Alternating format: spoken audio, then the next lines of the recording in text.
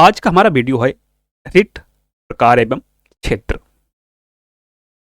So let's begin the topic. उच्चतम न्यायालय अनुच्छेद 32 के तहत उच्चतम न्यायालय अनुच्छेद 32 के तहत एवं उच्च न्यायालय अनुच्छेद 226 के तहत रिट जारी करने की शक्ति रखते हैं। ये हैं बंदी प्रत्यक्षीकरण, परमादेश, प्रतिषेध, उत्प्रेषण एवं अधिकार रक्षा। तो उच्चतम न्यायालय को अनुच्छेद 32 के तहत रिट जारी करने की पावर है और उच्च न्यायालय को अनुच्छेद 226 के तहत। संसद अनुच्छेद 32 के तहत किसी अन्य न्यायालय को भी इन रिटों की जारी करने का अधिकार दे सकती है और जो भी न्यायालय हैं संसद उनको रिट जारी करने की शक्ति दे सकती है, क्योंकि अभी तक ऐसी कोई व्यवस्था नहीं है। केवल उच्चतम एवं उच्च न्यायालय ही रिट जारी कर सकते हैं। वर्तमान में केवल उच्चतम न्यायालय और उच्च न्यायालय ही रिट जारी कर सकते हैं, कोई अन्य न्यायालय नहीं। 1950 से पहले केवल कलकत्ता, बंबई एवं मद्रास उच्च न्यायालय को ही रिट जारी करने का अधिकार प्राप्त था। 1950 से पहले अनुच्छेद 226 अब सभी उच्च न्यायालय को रिट जारी करने की शक्ति प्रदान करता है। ये रिट अंग्रेजी कानून से लिए गए हैं, जहां इन्हें विशेषाधिकार रिट कहा जाता था। इन्हें राजा द्वारा जारी किया जाता है, जिन्हें अब भी न्याय का झरना कहा जाता है। आगे चलकर उच्च न्यायालय ने रिट जारी करना प्रारंभ कर दिया। ये रिट ब्रिटिश लोगों के अधिकारों और स्वतंत्रता को कायम रखने के लिए असाधारण उपचार थी। उच्चतम न्यायालय का रिट संबंधी न्यायिक क्षेत्र उच्च न्यायालय से 3 प्रकार से भिन्न है। जो उच्चतम न्यायालय का रिट जारी करने का क्षेत्र है वह उच्च न्यायालय से 3 प्रकार से भिन्न है। पहला है, उच्च न्यायालय केवल मूल अधिकारों के क्रियान्वयन के लिए रिट जारी कर सकता है, जबकि उच्च न्यायालय इनके अलावा किसी और भी उद्देश्य को लेकर भी इसे जारी कर सकते हैं। किसी अन्य उद्देश्य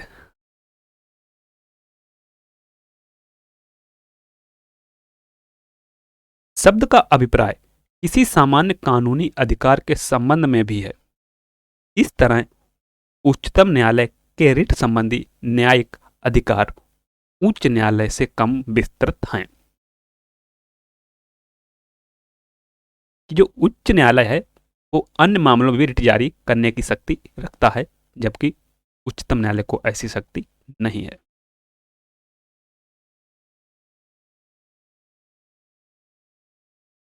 उच्चतम न्यायालय किसी एक व्यक्ति या सरकार के विरुद्ध रिट जारी कर सकता है, जबकि उच्च न्यायालय सिर्फ संबंधित राज्य या व्यक्ति या अपने क्षेत्र के राज्य को, या यदि मामला दूसरे राज्य से संबंधित है तो वहां के खिलाफ ही जारी कर सकता है। इस तरह रिट जारी करने के संबंध में उच्चतम न्यायालय का क्षेत्रीय न्याय क्षेत्र ज्यादा विस्तृत है।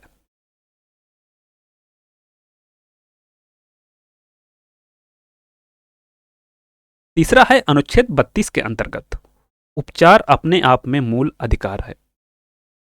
जो अनुच्छेद 32 है वह अपने आप में एक मूल अधिकार है, इसलिए उच्चतम न्यायालय अपने रिट न्याय क्षेत्र को नकार नहीं सकता।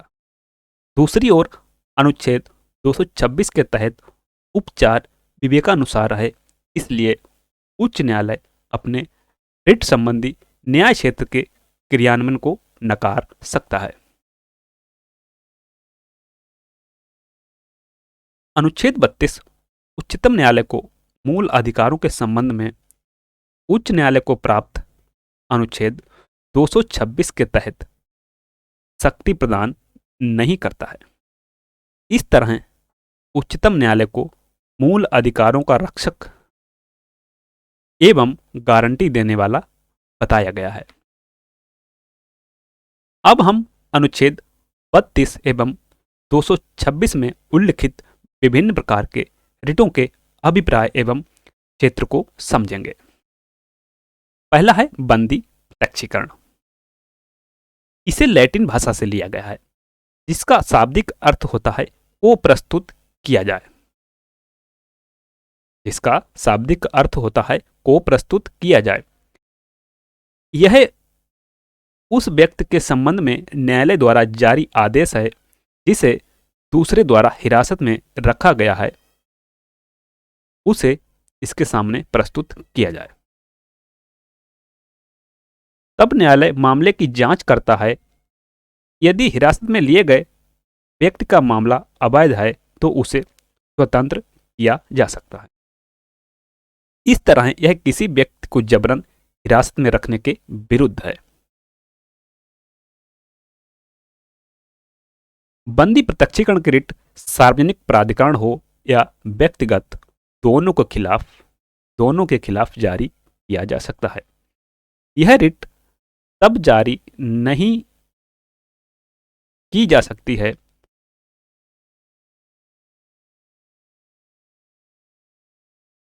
जब यदि हिरासत कानून सम्मत है, कार्रवाई किसी विधानमंडल या न्यायालय की अवमानना के तहत हुई हो, न्यायालय के द्वारा हिरासत न्यायालय के न्याय क्षेत्र से बाहर हुई हो। अगला है परमादेश। इसका शाब्दिक अर्थ है हम आदेश देते हैं। यह एक नियंत्रण जिसे न्यायालय द्वारा सार्वजनिक अधिकारियों को जारी किया जा सकता है। यह एक नियंत्रण जिसे न्यायालय द्वारा सार्वजनिक अधिकारियों को जारी किया जा सकता है ताकि उनसे उनके कार्यों और उसे नकारने के संबंध में पूछा जा सके। इसे किसी भी सार्वजनिक इकाई, निगम, अधीनस्थ न्यायालय, प्राधिकरणों या सरकार के खिलाफ समान उद्देश्यों के लिए जारी किया जा सकता है। परमादेश रिट जारी नहीं किया जा सकता। पहला, निजी व्यक्तियों या इकाई के विरुद्ध, ऐसे विभाग जो गैर संवैधानिक हैं, जब कर्तव्य विवेकानुसार हो, जरूरी नहीं। संविदात्मक दायित्व को लागू करने के विरुद्ध, भारत के राष्ट्रपति या राज्यों के राज्यपालों के विरुद्ध।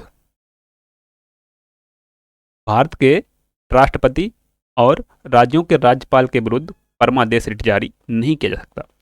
उच्च न्यायालय के मुख्य न्यायाधीश जो न्यायिक क्षमता में कार्यरत है, के खिलाफ भी परमादेश रिट जारी नहीं किया जा सकता।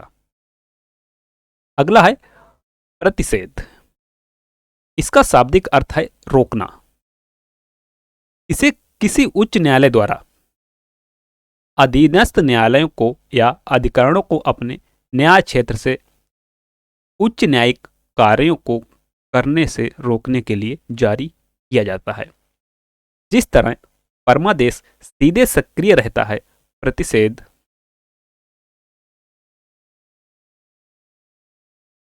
सीधे सक्रिय नहीं रहता।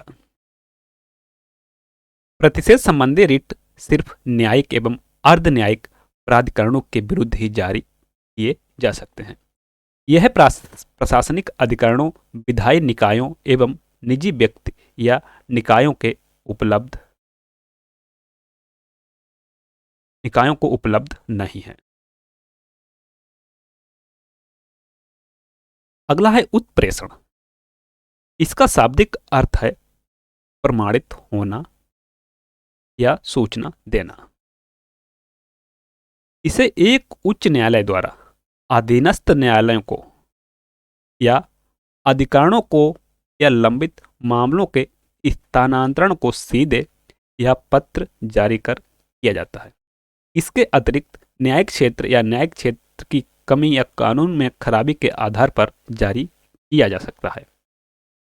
इस तरह प्रतिषेध से हटकर, जो कि केवल निवारक है, उत्प्रेषण निवारक एवं सहायक दोनों तरह का है। जैसा कि पहले उत्प्रेषण की रिट सिर्फ न्यायिक या अर्ध न्यायिक प्राधिकरणों के खिलाफ ही जारी किया जा सकता था, प्रशासनिक इकाइयों के खिलाफ नहीं। हालांकि 1991 में उच्चतम न्यायालय ने व्यवस्था दी कि उत्प्रेषण व्यक्तियों के अधिकारों को प्रभावित करने वाले प्रशासनिक अधिकरणों के खिलाफ भी जारी किया जा सकता है। प्रतिषेध की तरह उत्प्रेषण भी विधिक निकायों एवं निजी व्यक्तियों या इकाइयों के विरुद्ध उपलब्ध नहीं है। अंतिम है अधिकार रक्षा, को वारंटो। शाब्दिक संदर्भ में इसका अर्थ है प्राधिकृत या वारंट के द्वारा। इसे न्यायालय द्वारा किसी व्यक्ति द्वारा सार्वजनिक कार्यालय में दायर अपने दावे की जांच के लिए जारी किया जाता है। अतः यह किसी व्यक्ति द्वारा लोक कार्यालय के अवैध अनाधिकार ग्रहण करने से रोकता है कि व्यक्ति अपने अधिकार क्षेत्र से बाहर काम नहीं कर सकता।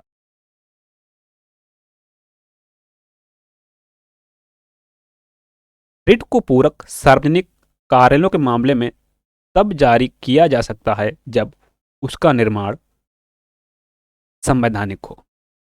इसे मंत्रित्व कार्यालय या निजी कार्यालय के लिए जारी नहीं किया जा सकता। अन्य 4 रिटों से हटकर इसे किसी भी इच्छुक व्यक्ति द्वारा जारी किया जा सकता है, न कि पीड़ित व्यक्ति द्वारा।